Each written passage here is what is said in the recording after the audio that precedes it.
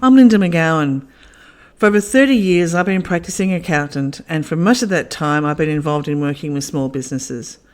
While business outcomes and product delivery may differ, most small businesses face the same trials, problems, and from time to time, catastrophes. Every day, small business owners have to deal with a range of complex issues from staffing, cash flow, ever-changing government compliance requirements, customer expectations, and all while they're trying to deliver their product and make some money. I don't have all the answers, but I do have access to lots of other small businesses. Together we can unravel the issues and provide an answer that may help you resolve a problem that you are trying to navigate through in your life.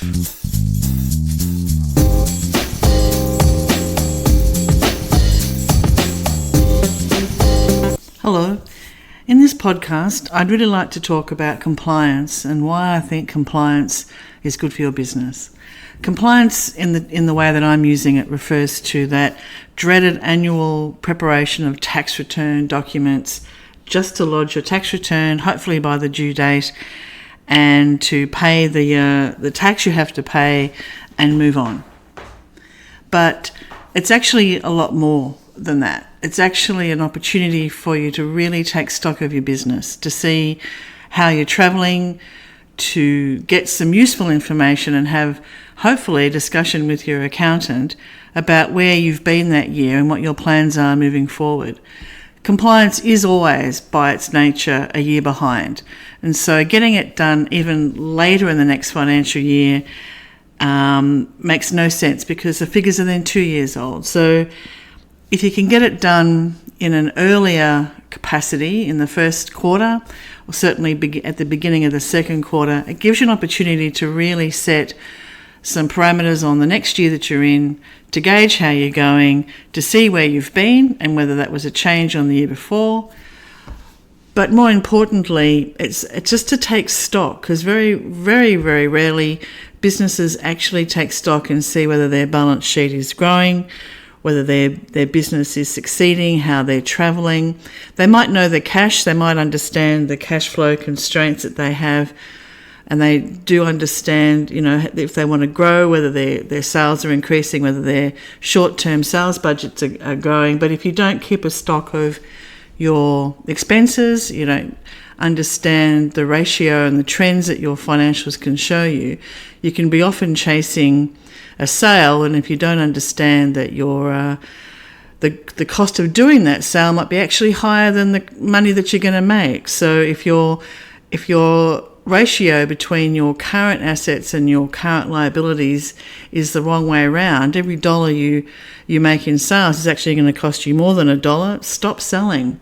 So unless you really understand your balance sheet and have that once a year catch up with your accountant, you're not really seeing a global picture, a macro picture of your business. You're really looking at just the day-to-day issues that you can deal with, probably without even thinking about them.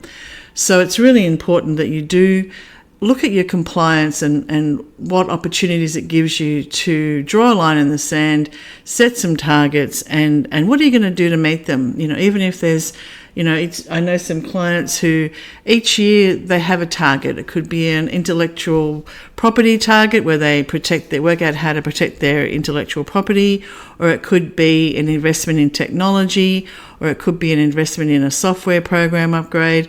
Because all of these changes in small business take time, and we're not able to do everything we need to do at once.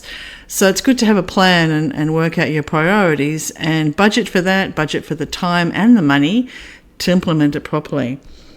But the world is also different. The world of business has changed, and in Australia, the Australian Tax Office is probably the world leader in data mining, and digitalisation is here.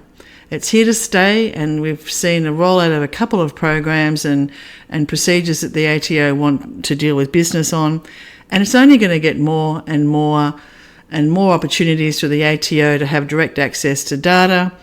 And what does that mean for your business? What impact does it have on the way that you do business? And I think to run away and hide and think that running your business on an Excel spreadsheet, or hoping that at the end of the year when you throw some documents at your accountant that somehow the right figures can magically appear, those days are over.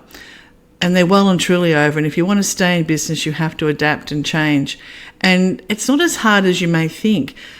By looking at the technology that's now around, and as I said, having a plan for this, it doesn't take much to implement, say, first of all, a good bookkeeping or accounting program that you can use from any device. And there are a good, couple of ones out there now. Everyone would know of Xero and Sasu and QuickBooks Online.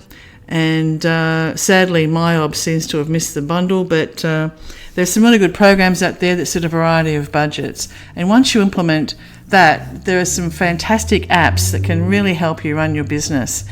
And once you've put your foot in the water and done a little bit of research on the pain points that you have in your business about whether it's estimating quotes, whether it's pricing jobs, whatever it is that you're finding, stock management, there's a whole range of wonderful programs that can now integrate with online software. So if you're not regularly looking at how you can do business better, business is going to run away from you. The way that your customers will want to do business with you is changing. Having access to digital payment streams like Stripe, so that when a client gets an invoice, they can pay it themselves on your credit card at an hour and a time of day that suits them, is so important. Having an email system of invoicing so that when people get an invoice, they can pay it, they can see what it is and respond quickly if they've got any queries.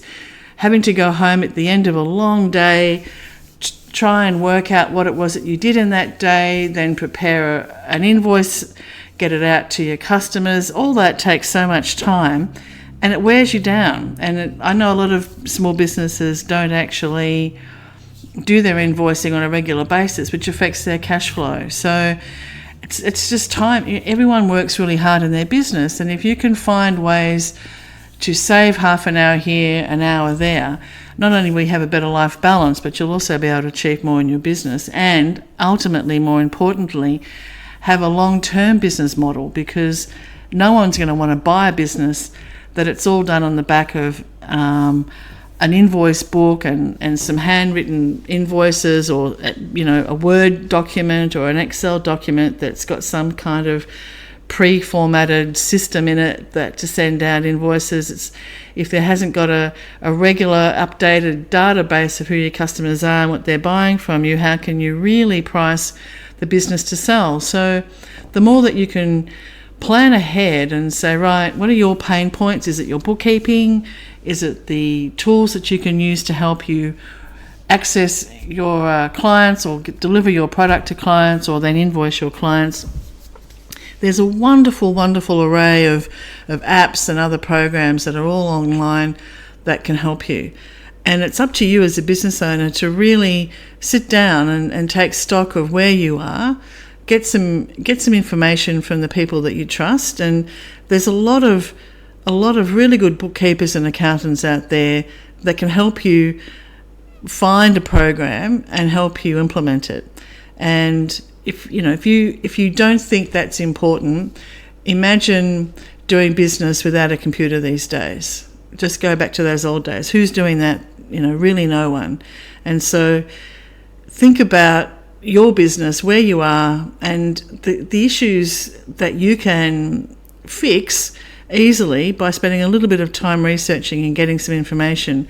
Ask your colleagues, go on Mr. Google. Mr. Google tells us a lot of things, and there's a lot of information, and people will share what their story has been on YouTube and Google, because they've been often where you are, and people have got different takes on it. Find some information, look at it, and make a decision. Implement one thing at a time, bed it in, then move on to the next thing. And so compliance, while it may not seem really interesting and fun, the discipline that it gives you and the attitude that you can bring to it is one of interest and involvement rather than dread and fear as you have to come to terms with what your tax bill might be. There's so many good systems out there that can really help your business, but if you don't take compliance seriously, you probably aren't taking the business software and the business systems and processes that can really help you run your business seriously either.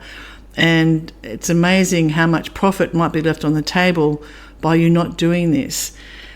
As I said before, the world is changing. The way customers want to do business with you is changing. The way our compliance officers at the ATO and ASIC want to do business with us is changing. And if we don't adapt and change as well, we'll find ourselves on the wrong end of the technology stick, and we might not even be able to be in business in future. The ATO rolled out single touch payroll this year, and in a few years' time there'll be other changes that they will roll out that will impact on small businesses and the way that they get information and data. This is just the beginning. The world is changed, and businesses really have to now adapt and change and make some decisions, not only on the product they're selling, about who their customers are, but the way that they run their business and the way that they get their information on a more regular basis. And as I said, customers, they're really driving a lot of these changes. They want the more flexibility of data. They want to get pricing and quotes and being able to book a service. If you're a tradie, it's a great thing to have an online booking system on your website so that clients can book in ahead. I don't mind how long I necessarily have to wait for something unless it's an emergency. If I can book a time that's convenient to me at a time that's convenient for me to make it. And so, the world is different to what we might think it is. And I really do believe that if small business looked positively on these changes and the opportunities that it does give them, with a small little bit of effort and a little bit of tweaking and, coming out of your comfort zone a little bit, you really can see some dramatic improvements in your business and the way that you operate. And so compliance, while it might just seem like that thing that you have to do at the end of the year, and you dread getting all your paperwork together and you dread getting into the accountant, and you know you're going to forget something because you always do, well, stop. Take stock, work out how you can do it better, what way suits you. What are you able to do? Can you outsource it? Can you get some help to do it better? Can you just maybe, rather than working at home after hours after tea when the kids have maybe gone to bed or on the weekend, maybe work an extra hour or two during the week and pay someone to help you do it so that when you go home, you knock off and spend the time with your family or having a hobby or doing something for you. And I think we've really got to just stop and take stock of where you are and have a plan. And compliance, while it might not seem so groovy and interesting, it certainly does mean that if you take a positive hold of your compliance issues and timing, it can really work for you. So I really believe compliance is important for what it does give you and the stepping stone to the other parts of your business that you do need to take more seriously, as well as getting accurate records for the good folk at the tax office to pay the right amount of tax and not too much and not too little from their point of view. But certainly if you don't have access to your figures, if you don't have control of your expenses and and you're not properly recording what you've paid out, you can be paying too much without even trying, and that's also a really bad thing. So look at your compliance and the way that you manage your compliance, and look at the way you can maybe do it better, but also look at it as a stepping stone towards really helping you look at how you run your business and the tools that you use to deliver your product, gain your clients, manage your clients, manage your business, manage your staff, and see if a little bit of effort from you can't result in a great reward of time and savings at the end for your business. So that's why I like compliance. That's it for this episode of the Journals and Cents podcast. Join us next time as we look at ways of improving small businesses one problem at a time. Don't forget to subscribe to be kept up to date. Thanks for listening.